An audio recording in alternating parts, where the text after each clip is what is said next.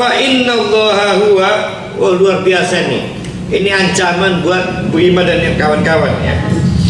Fa innallaha, siapapun istri yang menyebabkan suami terjebak kepada perilaku neraka. Istri ngejebak suami, gampangnya gini deh. Istrinya panas, ngerayu panas, suruh suap untuk bisa naik eselon. Kita lihat. Maka innallaha huwa maulahu, maka Allah langsung akan menjadi pelindung si suami dalam Nabi Muhammad. Wa Jibrilu, ditambah malaikat Jibril, wa sholihul mu'minin, dan orang-orang mukmin yang soleh. Bentuknya wallahu a'lam. Ada yang mengatakan akan banyak orang soleh mendoakan istrinya kena azab.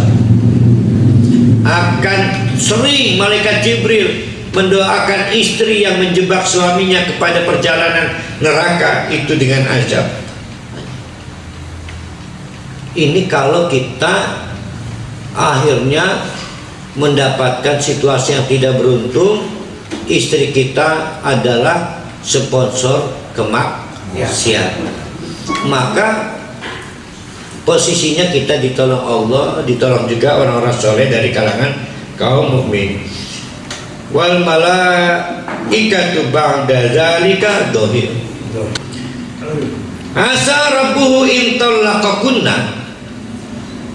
Setelah divonis bersalah oleh Allah, dan alhamdulillah Hafsah Siti Aisyah menyadari kesalahannya, meminta maaf kepada Nabi Muhammad karena perangai buruk cemburunya menyebabkan Nabi Muhammad harus melakukan sikap perbuatan yang dilarang oleh Allah, yaitu janji tidak akan mengkonsumsi madu ya.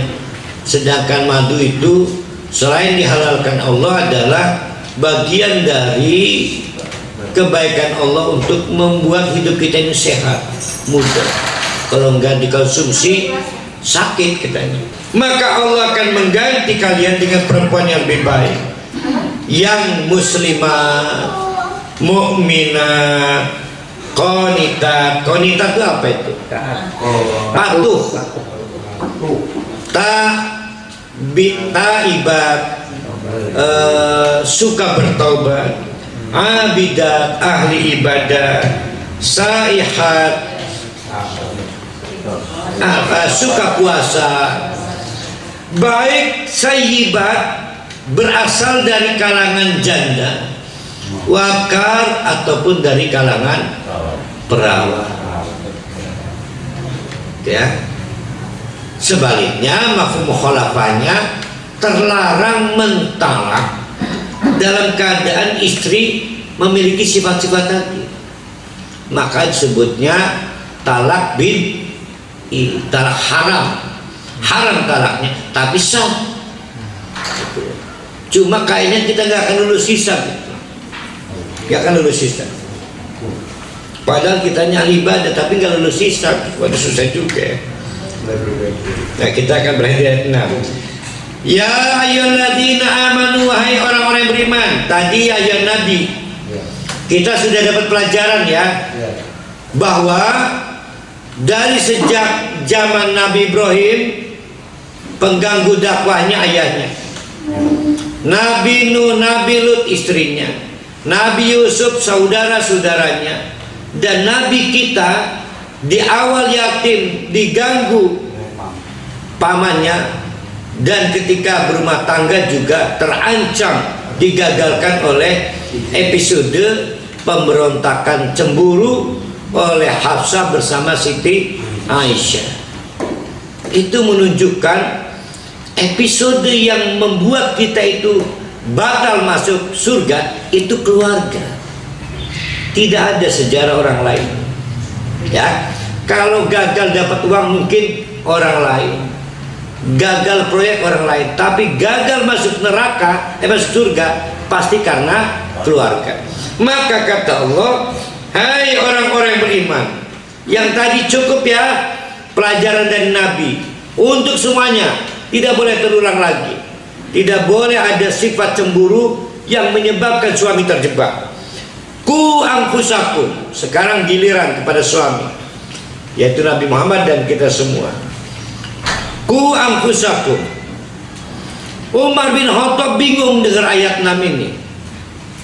Maka bertanya pada Rasulullah, kalau untuk menjaga diri saya mampu dari neraka supaya bisa ada kepastian masuk surga, maka terangkan padaku bagaimana cara menjaga keluarga. Bayangkan Umar bin Khattab aja menafsirkan ayat 6 bingung. Dan ahli tafsir utama tentu adalah Kanjeng Nabi Muhammad. Maka di antara penafsiran yang baik, misal dari Ibnu Katsir, yang dimaksud dengan wa ahlikum nar, ahli itu bisa keluarga inti, bisa keluarga jauh. Nah, yang menjadi masalah keluarga jauh itu bisa tetangga, bisa saudara, itu semua keluarga. Tapi kata Syekh Ibnu Katsir, apapun yang diperintahkan Allah untuk kita, maka perintahkanlah untuk keluarga kita. Apapun yang dilarang oleh Allah untuk kita sebagai suami, maka laranglah hal itu untuk keluarga kita. Itu yang dimaksud dengan ku anfusakum. Setiap perbuatan amal soleh yang tidak mengajak keluarga, maka nilainya berkurang. Nilai kamilahnya, kamilah itu apa ya? Misalnya gini, sholat tahajud nilainya 50, tapi egois, padahal ada istri, ada anak, ada keluarga, terus saja mengalami problem defisit berdasarkan ayat ini. Jadi setiap tegaknya amal soleh dan terhindarnya maksiat itu harus menyertakan perintah dan larangan untuk keluarga, sebagaimana kita diperintahkan untuk diri kita dan dilarang untuk diri kita. Itu intinya ya. Maka kata Allah, jagalah keluarga kalian, juga kamu semua, nar, dari api neraka. Waquduhan nasu. Inilah yang jadi masalah. Memvisualisasi neraka itu sulit. Tidak ada videonya, tidak ada leafletnya, tidak ada brosurnya.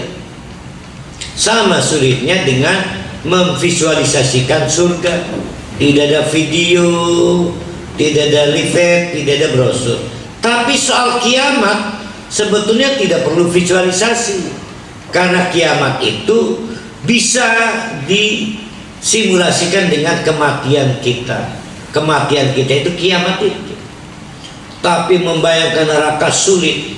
Nah, maka dibantu oleh Allah imajinasi kita. Waquduhan nas wal hijar. Bahan bakarnya adalah manusia dan batu. Lah kalau batu tambah merah, lah kita jadi apa? Lalu diganti lagi di dalam surat yang lain, kulitnya diganti lagi laku peragat. Kenapa diganti coba? Karena kita punya rekanan namanya batu. Kan bahan bakarnya dua, ada batu, ada manusia. Lah batu kan punya daya tahan, manusia tidak punya daya tahan, hancur kulitnya, maka diganti lagi karena si batu belum habis. Itulah problemnya. Lah kita di neraka disamakan dengan batu. Lah batu sampai entek. Jadi kesakitannya luar biasa mengikuti daya tahan si batu dalam pembakaran.